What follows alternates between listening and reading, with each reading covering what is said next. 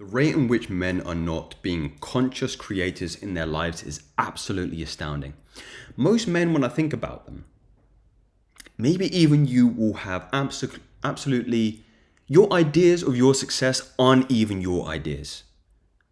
Let me tell you what I mean by that first and foremost. So many men will have their goals and ideas of their dream life which is predicated on somebody else's vision. Let's take a man who is scrolling through their Instagram. These are typically ones that's occupied by the five senses, okay?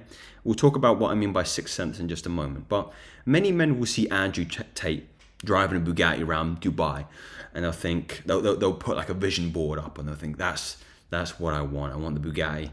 I want all these women looking and turning their heads whenever I drive down the streets. Do you want that goal? Do you really want that goal? The answer is usually no. When you actually think about it, most men never think. They never exercise their imagination in relation to what they actually want. They want what other people want. Do you really want? I have no idea how much this costs, but do you really want to be parting with $1 million? Let's say it's $1 million on an exotic car. And they say, yeah, but the kind of women I will attract. Do you know the kind of women that you really attract? Airhead bimbos that have been passed around more than Snoop Dogg's blunts. Do you really want those kind of women in your life? If you're using cheddar to attract women, you'll more than likely attract rats. And not many men have taken this thought right to the end. They see it and it's very surface level. They never entertain or they never become conscious creators about the lives they want to live. They'll see something on Instagram and they'll spend their whole lives bumbling and bumping and derping into walls thinking that that's what they want when it's far from the truth. Let me ask you a question. When's the last time that you consciously sat down at a table? Let's say you sat down at your dinner table, right? With just a blank piece of paper and created the life that you would want to live and you rationalized it. Why would I want to live that life? It is not enough to attain some fleeting thought when you're doom scrolling through some of the social media on, very superficial ways of living life. It's romantic. It's very, very romantic, the idea of having all that attention or being seen as that status, driven man. But the reality is you would hate it. You would hate that life because you would attract so many vipers, so many demons into your life, so many succubi into your life who are seeking to drain you of your resources. You don't want that life. I have no desire to get a Bugatti in my life. It's not because I'm unambitious, because I think it's an absolutely stupid goal. I think it's absolutely ridiculous. And it's not going to bring you the result that you want. You're not going to enjoy the journey to get there either. And you're not going to enjoy the end result because, again, it's somebody else's idea, right? I would love to spend that amount of resources on a meditation camp, like a property whereby I could build it from the ground up.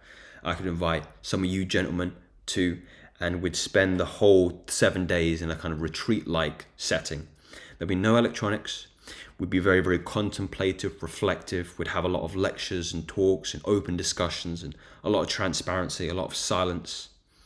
And, we'd have fires in the evenings and we'd have good food and meat and vegetables and, a lot of healthy things. And we'd live a very kind of primordial kind of lifestyle for 7 days, just to kind of get away and de-stress and decompress and detach from the modern tropes of the world. Like I get off on that idea. That gets me off more than driving a Bugatti and driving around with a blonde bimbo. Way more. So what's the point I'm trying to make here? The point I'm trying to make here is that many of you are not exercising your abilities to be conscious creators, okay? Typically, you are being attached to the senses in relation to guide your goals, okay? Why do you want $10 million in the bank? Well, I could buy a load of Gucci and a load of drip and I could attract a lot of, airheaded women. Why? So I could feel some kind of sensation, some kind of pleasure, some kind of love. Why? So I could get the status, so I could get the validation for other people. Why? Because I'm incomplete, because I don't love myself. That's probably the reason, right? Well, if you actually did some deep internal reflection and you started thinking at your sixth sensory level in terms of universal mind, soul, God, spirit, you would find something that fills your heart with more joy than you could ever possibly imagine. Like, I love the idea. Like, I'm in love with the idea of like working with my hands, of like building furniture like out of wood. I would love to make a fuck off like wooden table. I would love to go out into the woods and cut down a tree and, you know, find the perfect tree with the right material, the right oak or mahogany, whatever it is. Chop it down, measure it out, spend days like sanding it down, getting it nice and smooth. You know, treating the wood, brushing the wood, and then putting it into my home and then having my family sit around the dinner table. Like that for me gets me off more than the average goal you see on somebody's vision board. You know, I love the idea of having a community, of having a substantial community in the town that I live in, where I would have a lot of connections, and we would be all location independent, and we could fully optimize the experiences that we had every single day. If you want to go to, you know, Saint Tropez, or you want to go to, you know, America, or if we want to go to Dubai, or we want to go to some of these places here and just have good experience, it's the company that's the most important thing to me there, you know, and the ability to be location independent. It's more experiential than it is superficial. I love creating art. And I know art might seem on the surface very, very superficial, but if you're involved in the process of making art, you know where it comes from such a place of deepness, of depth. It's very difficult to explain. This is art I'm creating here. I'm creating my art. I'm trying to make a work of art here. I'm trying to move you in a way that is going to shift your perspective and paradigm into something different. Like that's a powerful exercise. I'm not even bullshitting. That is such a strong exercise. But a lot of you won't value it because you think there should be a price tag associated with it. Well, if it's so valuable, why shouldn't I pay for it? Most of the most valuable things in the world are free. They're fucking free, man. Meditation is free, and it's the most, it's the most deepest introspective practice you can do to learn about yourself. A 30-minute meditation session can be as beneficial as 60 minutes with a counselor. I'm being serious, if you can do it right. Fasting is the most powerful anti-inflammatory, health positive exercise you could do. Just don't fucking eat.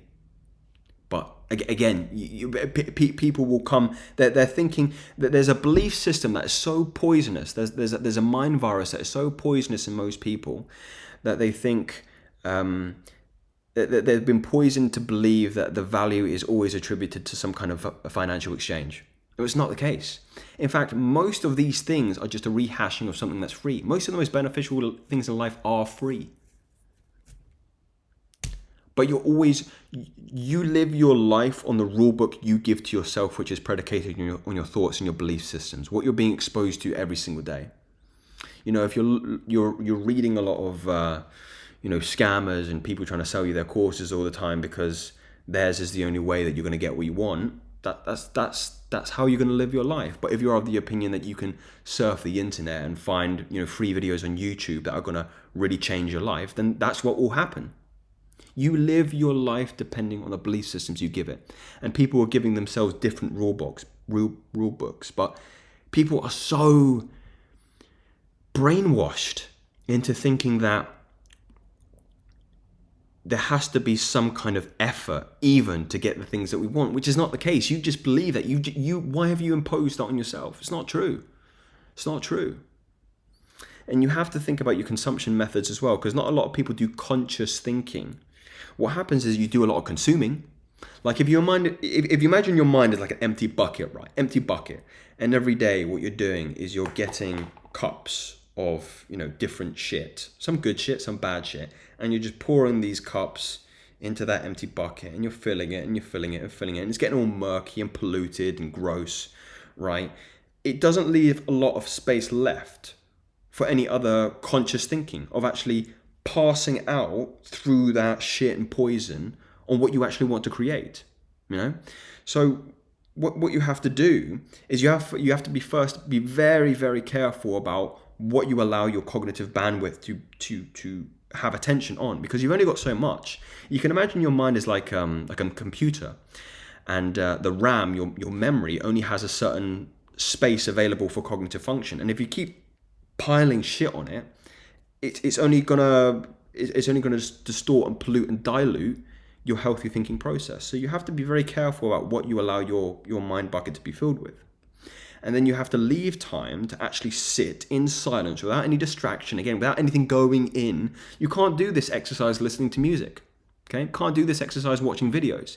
You have to stop putting shit in here, and you have to evaluate the shit that's already in there, find out what you don't want. Because again, if you, after this video, just entertain me for 2 minutes and just think about what I've said. The goal that you're orientating yourself around now is probably largely superficial and you don't really want it. Bet 9 out of 10 of you that's the case, right? Maybe for some of you it isn't. Maybe you've actually thought very, very consciously. I mean, I hope I've curated a good audience here who know what they want. But for maybe somebody who's just come across this video, it will be shit. Your goal will be shit. And I'm sorry that hurts you, but you need that truth. You need that red pill. You need to consciously think down and think, what is giving my soul life? You know, what is igniting my passion in that way? And I know that's a cliche thing to say, but you have to really do some deep thinking. You have to think. You have to use your imagination. You know, you have to do a lot of visualization.